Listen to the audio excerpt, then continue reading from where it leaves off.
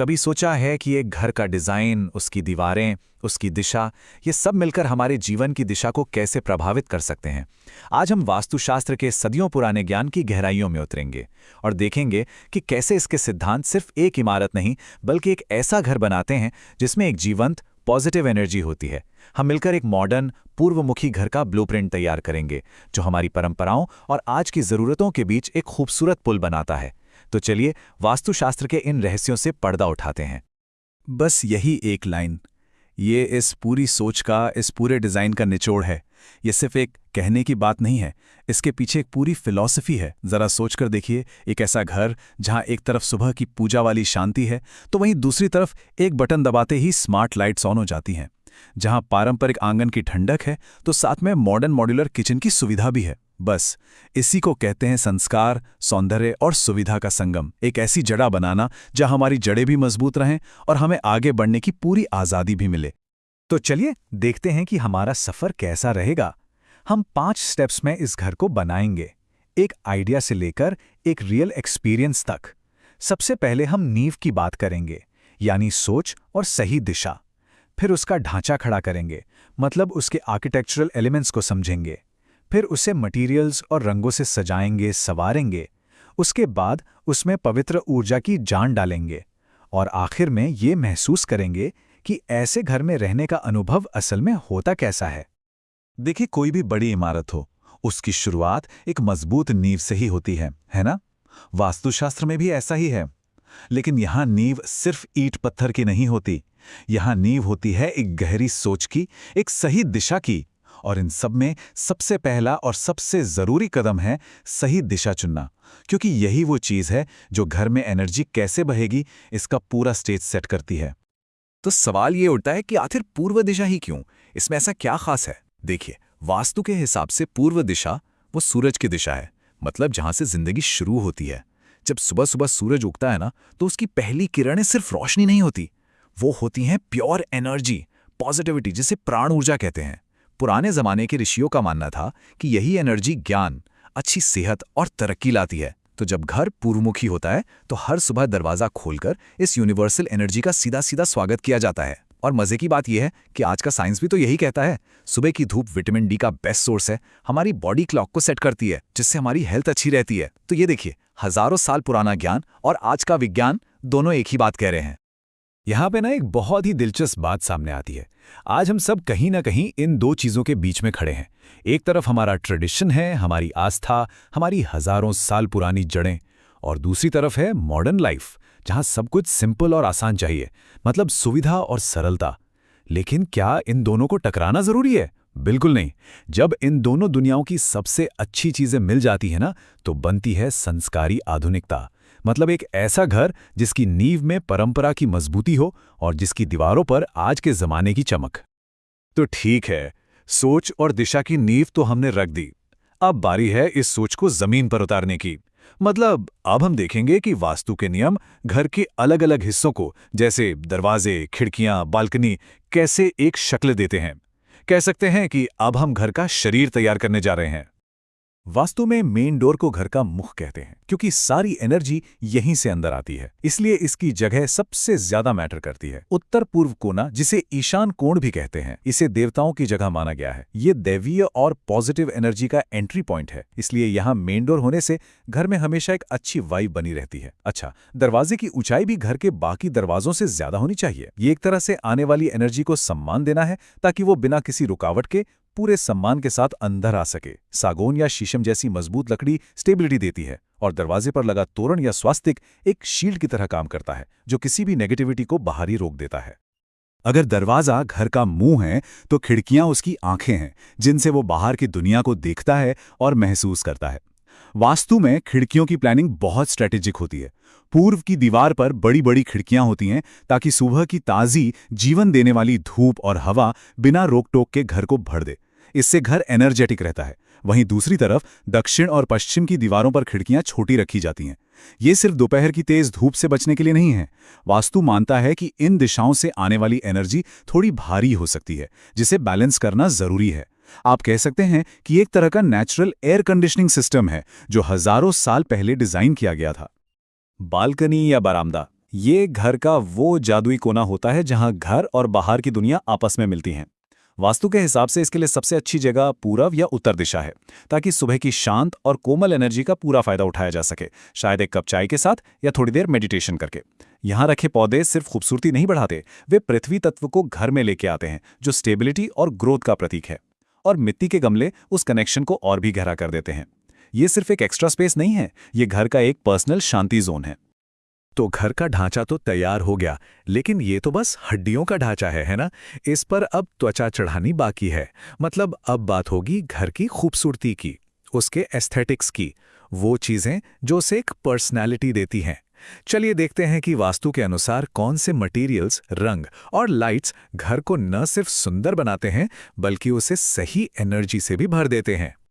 वास्तु में हर चीज की अपनी एक एनर्जी होती है, और ये बात मटेरियल्स पर भी लागू होती है। पत्थर, लकड़ी, मिट्टी, ये सब नेचुरल मटेरियल्स हैं।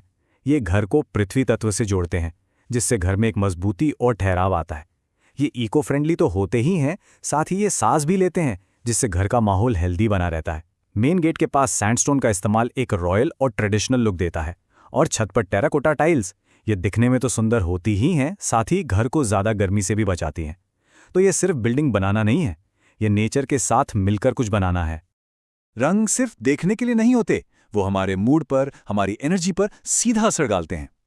वास्तु एक तरह की कलर साइंस भी है। पूर्वमुखी घर के लिए हल्के और सात्विक रंग सबसे अच्छे माने जाते हैं, क्योंकि वो सूरज की पॉजिटिव एनर्जी को रिफ्लेक्ट करते हैं और बढ़ाते हैं। जैसे हल्का पीला रंग सूरज की रोशनी और ज्ञान का प्रतीक है। क्रीम और सफेद रंग पवित्रता और शांति का एहसास देते हैं। हरा रंग ग्रोथ और हीलिंग से जुड़ा है। ये सब रंग मिलकर एक ऐसा माहौल बनाते हैं जहां मन शांत रहता है और पॉजिटिव एनर्जी आराम से फ्लो करती है। वास्तु में लाइट को एनर्जी का विजिबल फॉर्म माना जाता है।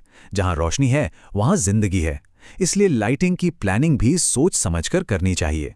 मेन गेट पर एक warm welcoming light positive energy को घर में बुलाती है। बालकनी में पीली रोशनी एक आरामदायक माहौल बनाती है। और एक बहुत ही गहरा आइडिया है पूर्वी दीवार पर रात भर एक हल्की सी रोशनी जलाकर रखना। ये एक सिंबल है कि घर में समृद्धि और अच्छे अवसरों के लिए दरवाजा हमेशा खुला है। ये अंधेरे में भी उम्मीद की एक किरण जैसा है, जो देवी लक्ष्मी को घर का रास्ता दिखाती है। अच्छा, घर सिर्फ ईंट और सीमेंट से तो नहीं बनता है ना? उसकी एक अपनी आत्मा भी होती है, एक अपनी एनर्जी होती है। तो अब हम दीवारों से आगे बढ़कर घर के दिल की, उसकी आत्मा की बात करेंगे। उन चीज़ों की जो दिखती नहीं हैं लेकिन महसूस होती हैं, और जो एक बिल्डिंग को एक पवित्र और जीवंत घर में बदल देती हैं। तुलसी का पौधा ये भारतीय घरों की आत्मा है। वास्तु में तो इसका महत्व बहुत ही ज्यादा है। ये सिर्फ एक पौधा नहीं है, ये एक चलता फिरता एयर प्यूरिफायर है जो हवा को साफ करता है और नेगेटिव एनर्जी को दूर करता है। इसके हेल्थ बेनिफिट्स तो हम सब जानते ही हैं। स्पिरिचुअली इसे देवी लक्ष्मी का रूप माना जाता है, और ये घर के चारों ओर एक प्रोटेक्शन शील्ड बनाता है। इसे पूर्व या उत्तर पूर्व दिशा में रखने से इसकी पॉजिटिव एनर्जी कई गुना बढ़ जाती है। 5 तत्वों में आग सबसे पावरफुल ट्रांसफॉर्मर है। यह अंधेरे को रोशनी में और अज्ञान को ज्ञान में बदलती है। मेन गेट के पास रोज शाम को घी का दिया जलाना सिर्फ एक परंपरा नहीं, एक बहुत गहरा आध्यात्मिक काम है। दिए की लो हमेशा ऊपर की तरफ उठती है, जो हमें हमेशा ऊपर उठने और ऊंचा सोचने के लिए इंस्पायर करती है। ये घर में आने वाली किसी भी नेगेटिव एनर्जी को वहीं पर प्यूरिफाई कर देती है और एक पवित्र माहौल बनाए रखती है। पानी का तत्व फ्लो, इमोशंस और समृद्धि का प्रतीक है। वास्तु के अनुसार घर में पानी का एक छोटा सा सोर्स, जैसे कोई फाउंटेन, बहुत शुभ माना जाता है। बहते हुए पानी की आवाज अपने आप में एक शांत और मेडिटेटिव माहौल बनाती है, जो स्ट्रेस को कम करती है। और जब पानी का बहाव पूर्व से उत्तर की तरफ यानी ईशान कोण की तरफ होता है, तो माना जाता है कि ये पैसे और अवसरों के फ्लो को अपनी ओर खींचता है। ये इस बात का प्रतीक है कि जीवन में सब कुछ आराम से बिना रुकावट के बहता रहे। ये स्लाइड बहुत खूबसूरती से दिखाती है कि कैसे सारी चीजें एक साथ आकर एक हार्मोनियस पिक्चर बनाती हैं। वास्तु का पूरा खेल ही इन 5 चीजों को बैलेंस करने का है। पृथ्वी, जल, अग्नि, वायु और आकाश।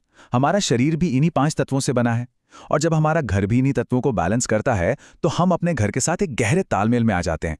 देखिए, पृथ्वी तत्व आता है मजबूत मटेरियल से, जल तत्व फव्वारे से, अग्नि तत्व दक्षिण पूर्व में बनी किचन से, वायु तत्व सही वेंटिलेशन से, और आकाश तत्व घर के खुले और बिना क्लटर वाले डिजाइन से। जब यह सब बैलेंस होते हैं तो घर में हार्मनी अपने आप आ जाती है।